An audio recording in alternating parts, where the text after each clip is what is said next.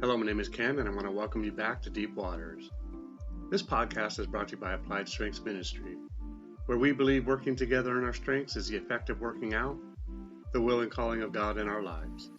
The title of this message is Day In, Day Out, Day Gone. NASA's Discovery of Truth. So every now and again, I like to post something that is fascinatingly factual. Why? Because sometimes these little factoids can help us to dispel arguments against the fact that God exists. Especially when you can tie the biblical event to, let's say, science. It is a strange world we live in when people try to separate God from science to support the idea that God doesn't exist, not thinking that if God doesn't exist, then the science of air and gravity don't either. I heard about this story in my early days, and I've never forgot it. Perhaps it will be of some use to you one day. So in chatting up the gospel of good news with some, I found that at times, tying science to truth can start them on a path to discovery and even create a desire in them to seek out the things of God. This is a message for the gospel messenger, for the gardener, the planter, the sower, the waterer, and anyone else interested in the things of God. I would encourage you to use this story and others like it to try and create a hunger for truth in your listener. A word of caution, not everyone responds to this type of evidence, so pick and choose who has the ears to hear. So we know that in the Bible, God stopped time, and he even made time go backwards. What you may not know is that both events total 24 hours of nature-documented lost time. Let's take a look at those events. 2 Kings 20, 1:11. In those days Hezekiah was sick and near death. And Isaiah the prophet, the son of Amos, went to him and said to him, Thus says the Lord, Set your house in order, for you shall die and not live. Then he turned his face towards the wall and prayed to the Lord, saying, Remember now, O Lord, I pray, how I have walked before you in truth and with a loyal heart. I have done what was good in your sight. And Hezekiah wept bitterly. And it happened before Isaiah had gone out into the middle court, that the word of the Lord came to him, saying, Return, and tell Hezekiah, the leader of my people, Thus says the Lord, the God of David your father, I have heard your prayer, I have seen your tears. Surely I will heal you. On the third day you shall go up to the house of the Lord, and I will add to your days 15 years.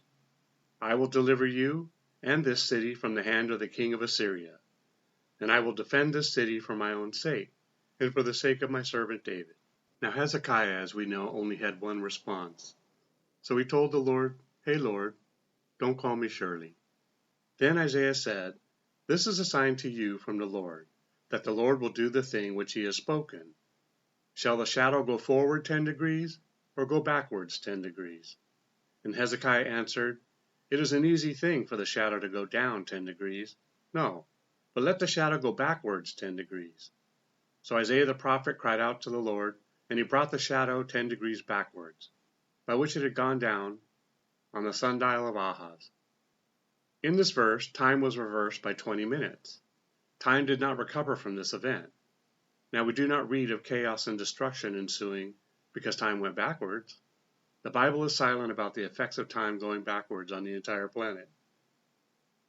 Okay, so the next event is equally as interesting. Joshua 10, 12, 13. Then Joshua spoke to the Lord in the day when the Lord delivered up the Amorites before the children of Israel. And he said in the sight of Israel, Sun, stand still over Gibeon, and moon in the valley of Ahon. So the sun stood still, and the moon stopped, till the people had revenge upon their enemies. Is this not written in the book of Jasher? So the sun stood still in the midst of heaven, and did not hasten to go down for about a whole day. I share this with you as a thought of significance of these two events. You wouldn't necessarily share this part of the message while preaching the gospel. In Joshua, time itself just stopped, while at the same time moving forward. Yes, I know, right? We see that Joshua told the sun and the moon to stand still, and although time stopped, in this case, it was only that the sun and moon stood still. Now we know that if this happened, that is, that the sun and the moon stood still, then the result would be that time stops. But what is fascinating is that the battle that Joshua was fighting was moving forward to the point of victory. So we can say with certainty that time for the event did not stop. Truly, this is a much deeper event, in that, in our time frame mind, you think about all of the things that rely on time moving forward. What of the many things that could have been affected just ignored the fact that time stopped? Did plants pause in growth? Did the tide halt in the seas? Did anyone else at that time notice that something was off? And what about time going backwards? If you had just finished a meal and time was reversed, were you all of a sudden hungry again? How did the Weather Channel report this? CNN. So many things could have been affected by these two events. But I'm inclined to think that God kept the peace in the natural order so that the isolated incidences only impacted those who were directly involved. But coolness prevailed here because these two events left their fingerprints. So on with the story. NASA, with the help of an amateur scientist, so the story goes, discovered that our natural system lost a full day.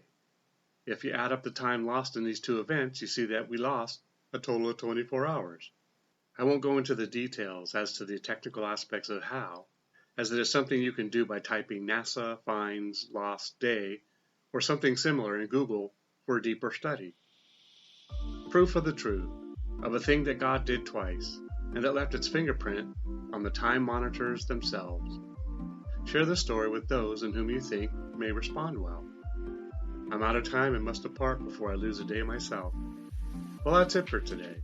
I hope your roving through this message was less costly than NASA's roving on other uninhabited planets. To me, it's a little like dumpster diving, only planet diving. The goal of both is to find little treasures, isn't it? This, by the way, was one of my sister and mine's favorite pastimes when we were kids. While other kids went to the mall, we hit the commercial dumpster district in our little town of View, Auburn, California. Remember, it's not what you find wrong or disagree with regarding these messages, but what you can take away from it. Together we can do more to impact the kingdom than if we work alone. Let's flip the script and kill, steal, and destroy the works of the enemy and create space for the light of light to shine through into people's lives. Plant a seed and click on the like and subscribe button. Let's build this ministry together. Thanks and see you next time in Deep Water.